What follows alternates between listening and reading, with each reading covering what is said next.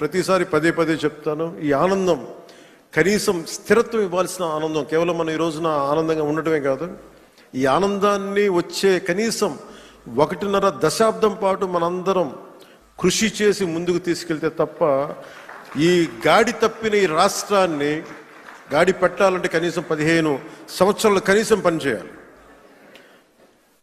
ఇది ప్రధానమంత్రి గారు 3వ ప్రధానమంత్రి అయ్యారు.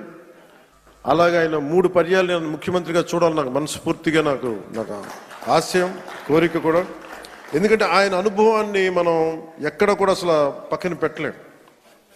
సో ఆయన దగ్గర నేను మనస్ఫూర్తిగా ఈరోజు మరోమారు గౌరవ సభ్యులందరి తరఫు నేను ముందు చెప్తున్నాను, ఆయన దగ్గర నుంచి నేర్చుకోవడానికి కానీ ఆయన కింద పని చేయడానికి కానీ నేను అనుక్షణం ఎప్పుడు సంసిద్ధంగా ఉంటానని తెలియజేసుకుంటూ, నాకు ఈ అవకాశాన్ని ఇచ్చిన ప్రతి ఒక్కరికి ధన్యవాదాలు తెలియజేసుకుంటూ, ముఖ్యంగా మీరు ఇంటికి వెళ్ళేటప్పుడు మీరు చాలా అనుభవాలు తీసుకెళ్తున్నాను.